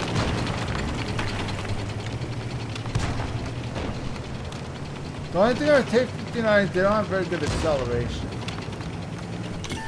They never did. They have very good top speeds. They don't have good acceleration. Acceleration sucks on this thing.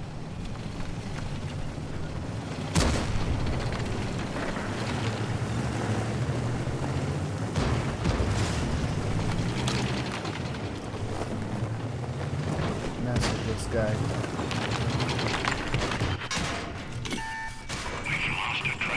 Oh, shit. We fixed the track. Get going. Not good. One of our tracks is damaged. We're stuck. Not good. Back on with my bare hands.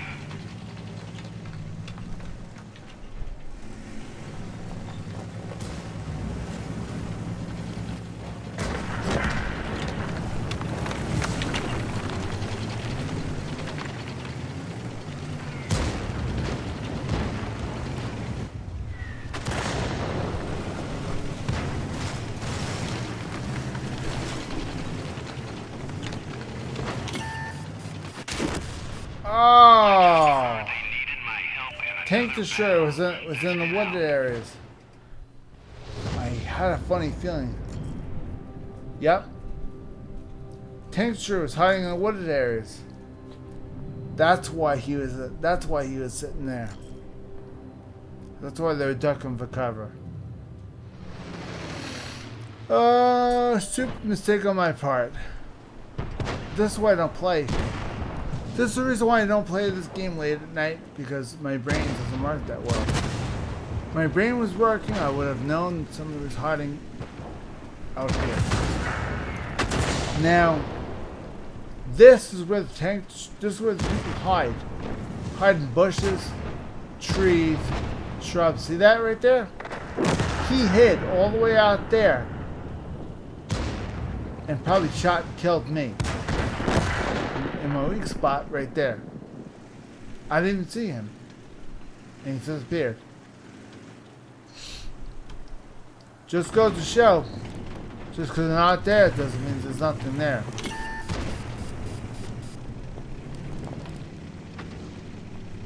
You have to be very careful.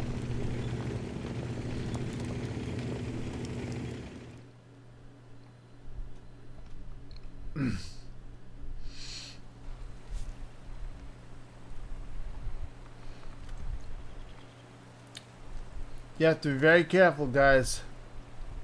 When you're playing this game, you have to be aware of your surroundings. Okay, guys? You have to be aware of all your surroundings. Okay, remember like I told you guys. Remember I told you about this thing? This thing not being armor?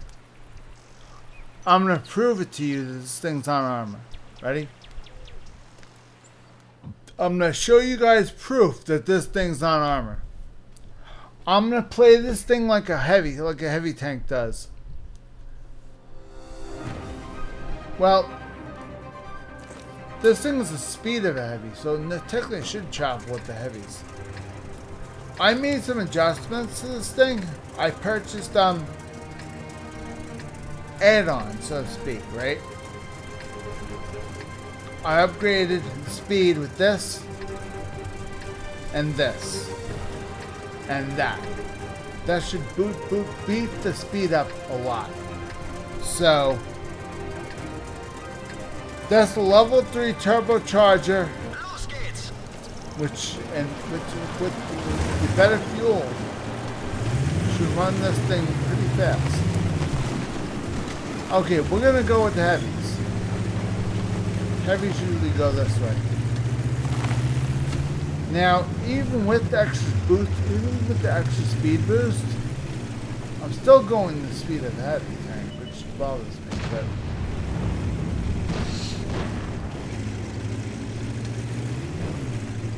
it's okay. We'll make do, guys. Funny feeling that we're not going to do very well. Now,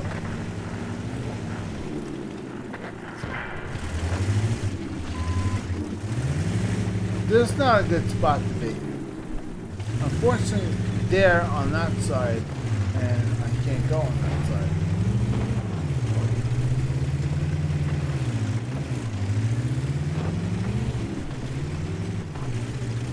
Bottom of the hill, looking up. Now, if they're here,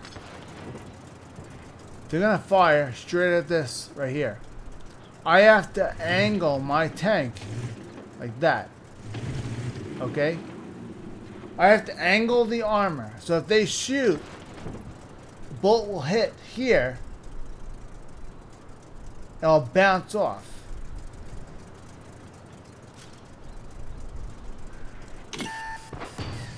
See? See how it blocked? Shot? Ah, see? He adjusted his shot.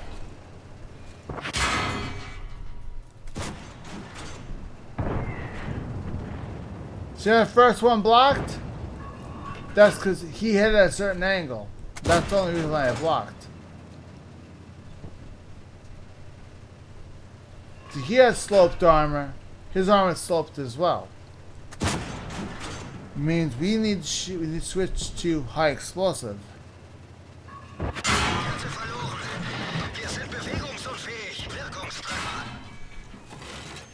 High explosive armor, you will do damage.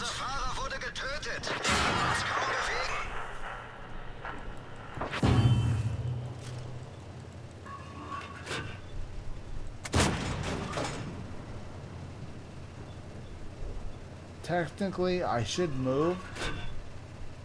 I could just get under his gun. I'll be able to do something.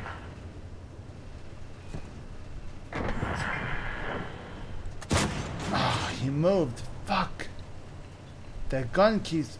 That's a perfect shot. There's right the money shot right there. Oh, fuck, he moved again. Oh, fuck me. Money shot right under the gun. If I could aim it perfectly, he's dead. But he keeps bouncing and moving like this. Can't get the money shot. See now, he hit me there. That's all fine and good, but all you gotta do is hit. Well, the shovel is, again, the shovel is no. There's no armor on the shovel. But because I was angled, let's see how many shots I took through. Now, if you look, one shot went through the shovel. Only one shot went through the shovel. That's it. One. The way he was up on the hill looking down. He hit the shovel head on. The other guy was over here. He hit the shovel. Hit the shovel and deflected right off. See what I mean, guys? This one went right through. See it? Through the hole? Can't really see it, but see that? It went right through. He hit it head on. The other guy hit it and deflected off. In fact, you see the deflection. See the little hole? Tiny hole? It hit the shovel. Wasn't able to pin it, so it just deflected right off. It left a teeny little pinhole. It wasn't armor. It wasn't a blockage. It just deflected the shot. Shot deflections leave little tiny baby pinholes. That's what shot deflections do. If a shot is reflected or deflected, then that's what happens. See the little hole right there?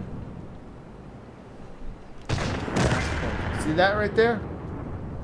That's deflection. That's a penetration. Right there. Deflection, deflection, deflection, penetration.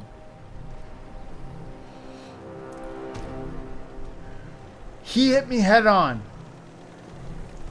These 3 shots right here, 3 tanks were shooting at me from way back up on the hill. They were shooting at me. Using him as an example. They were perched up on the hill. I was down there.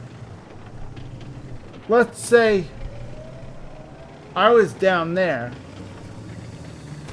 and these guys up here. The guy up here shot me directly from there. And the guys from up there hit me on an angle. So the guy from up top pinned me, went right through and killed me. The first 3 guys shot me. Deflection, deflection, deflection. Why? The shovel was like this. When they hit me on an angle. So it deflected the shot, left a pinhole, deflected it, pinhole, deflect, pinhole, deflect. Why? That's not armor. So it'll still leave a tiny little hole. It won't go right through. Because the armor is angled. When you have armor that's straight, it won't ricochet unless you angle it. Always keep your armor sloped. If it's sloped armor, angle that slope armor. Never shoot somebody head on, ever, in this game. Always make sure your armor is angled at all times. Make sure armor is angled. See? How I wasn't straight, I was angled. Always angle your armor. Always. Always angled armor, guys. Always. It's a little lesson for you. That's how not to play the game. This tank has 0 front armor. None. If you play your cards right, you can angle the armor and deflect a pretty good amount of shots with no armor in the front at all. This tank has nothing at all. Nada. Look. I can get a better shot with that sun. See that? 0 armor in the front. There's nothing there.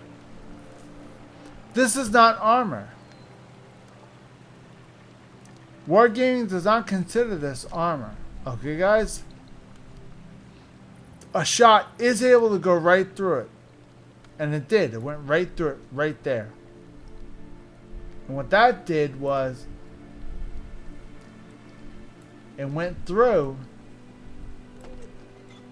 right there went in and blew the track off. I wasn't able to move. So because he hit here, he blew the track off.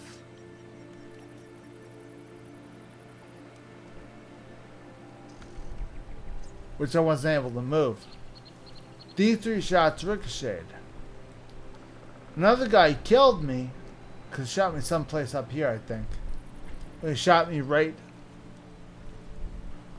somewhere close to here, I think. He hit me right there. I think he hit me right there. Right where the turret meets the body. Turret ring. I don't know why he aimed for the turret ring, but I mean, there's no armor there. It's just there's a lip right there, and there's the armored turret right there. So I mean, they're really hitting an armored turret, so it should ricochet, but it didn't. I don't know why it did, but it didn't. Maybe it's a glitch. I don't know. Could be just a glitch.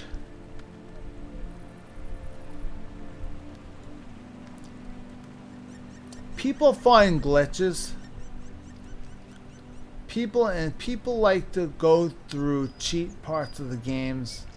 Like to find glitches in tanks. They study all the tank models, and they learn the glitch spots, and they aim for it.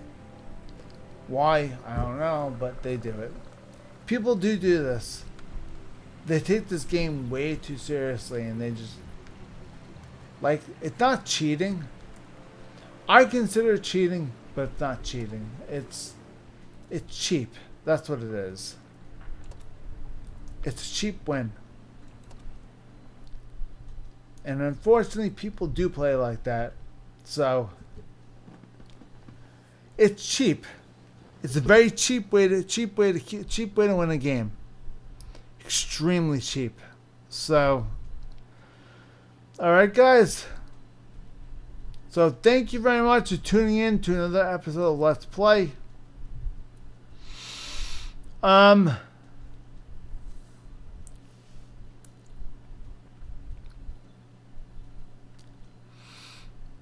next time you see this game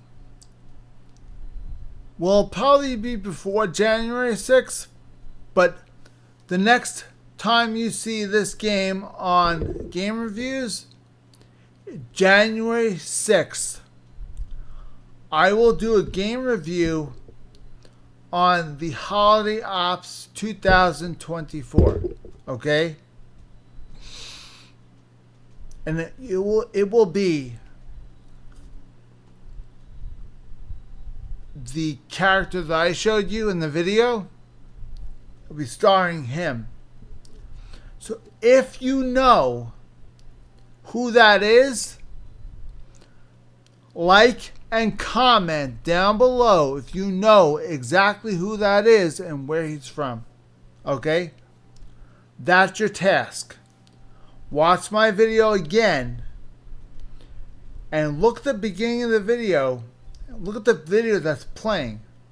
See if you could recognize him and put in the comment down below where he's from, okay, and what he does for a living. Okay, guys? Drop in the comments down below if you know who that is. Okay, guys? See you guys next time. Alright, guys? I'll see you guys January 8th. Okay, guys? January 8th. Sunday, we'll be having a live stream, and we'll be having Robocraft on live stream. Okay, guys? So join me on Sunday. It's going to be 8 p.m. Mountain Standard Time. Okay, guys? For another live stream. 8 p.m. Mountain Standard Time. We're going to have a live stream with Robocraft only. Okay, guys? Okay. I'll see you guys on Sunday. we'll be playing Rebelcraft. And we'll be broadcasting live so you can chat with me while I'm playing. And I'll answer any of your questions you guys have. Okay, guys? See you guys next time. Please like, subscribe, comment down below. If you're watching this, please comment. Please like, subscribe, and comment down below. I beg of you. I really could use your support. I really need your support desperately. Thank you very much for watching.